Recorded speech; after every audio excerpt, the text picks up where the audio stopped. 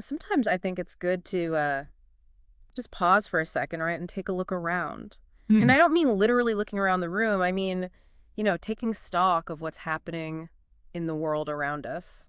Hmm. We get so caught up in the day-to-day stuff, work, family, all that, Right. that we forget to kind of zoom out and see the bigger picture. Yeah, I think that's so important.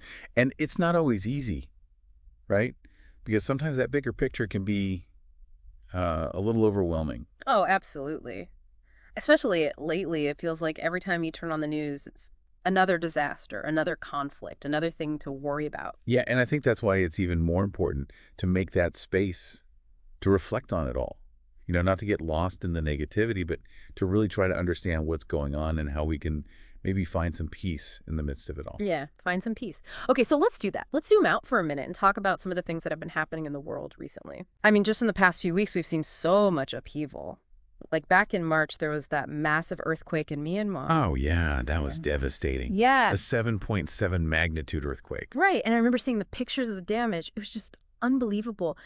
Nearly 2,900 people lost their lives, over 4,600 injured. And sadly, hundreds still missing. And the thing that really struck me about that situation is that Myanmar was already dealing with so much conflict and instability even before the earthquake. Absolutely.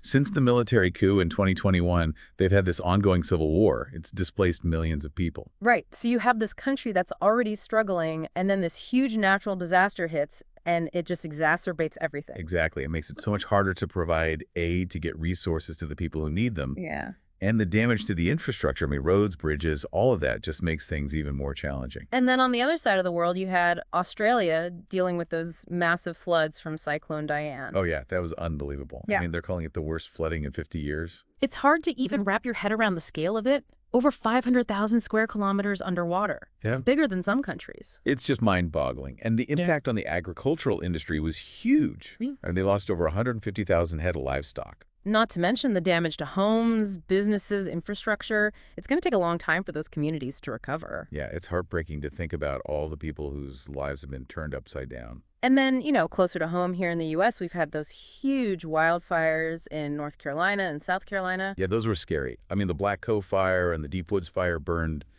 thousands of acres. Thousands of people had to evacuate their homes. Some of them lost everything. And the air quality was so bad in some areas. It's just a reminder of how powerful nature can be and how little control we sometimes have. Right. And I think all of these events, these disasters and conflicts, they kind of force us to confront that feeling of fragility, the feeling that the world is not as stable and predictable as we'd like to think it is. Yeah, I think that's a really important point. We like to believe that we're in control, that we can plan for everything. But then something like an earthquake or a flood happens and it just throws everything into chaos. And it leaves you feeling really vulnerable, right? Like, what can you do when something like that happens? It's a natural response to feel that way. Mm. And I think in those moments, it's understandable to feel overwhelmed, to feel like you're just adrift in this sea of uncertainty. And that's when I think people start searching for something to hold on to something that can give them a sense of peace. Yeah, exactly. Yeah. But what kind of peace are we looking for? Is it just the absence of problems? Like if everything was just calm and peaceful all the time, would that be enough? I don't know. I think there's got to be something more than that, right? Because even when things are relatively good on the surface, there's always going to be some level of stress or worry. Right. So maybe the peace we're really searching for is something deeper, something that can exist even in the midst of all the chaos and uncertainty. Yeah, I like that. Something that's not dependent on external circumstances, something that comes from within. Exactly. It's like a deep stillness that you can access no matter what's happening around you. It makes me think of that verse in the Bible, Philippians 4.7. It talks about the peace of God which surpasses all understanding. Hmm. Such a powerful verse.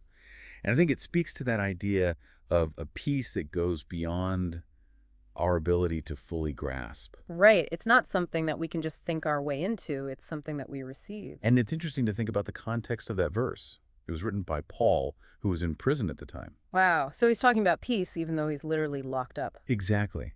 And I think that tells us a lot about the nature of this peace. It's not about being free from hardship. It's about finding a sense of calm and stability, even in the midst of difficult circumstances. So it's not about the storm going away. It's about finding that stillness within the storm. Precisely. It's like having an anchor that keeps you grounded even when the waves are crashing all around you. I love that analogy because I think it really captures the essence of what we're talking about. It's about having that inner strength, that inner peace that allows you to weather the storms of life. Yeah, and it's not something that we can just conjure up on our own. Yeah. It comes from a source outside of ourselves. So how do we tap into that source? How do we access that peace that surpasses all understanding? Well, I think it starts with surrender. Surrender. What do you mean by that? I mean, letting go of the need to control everything, acknowledging that we don't have all the answers, and trusting that there's a power greater than ourselves that's got us. So it's about accepting what is and having faith that things will work out even if we don't know how. Exactly.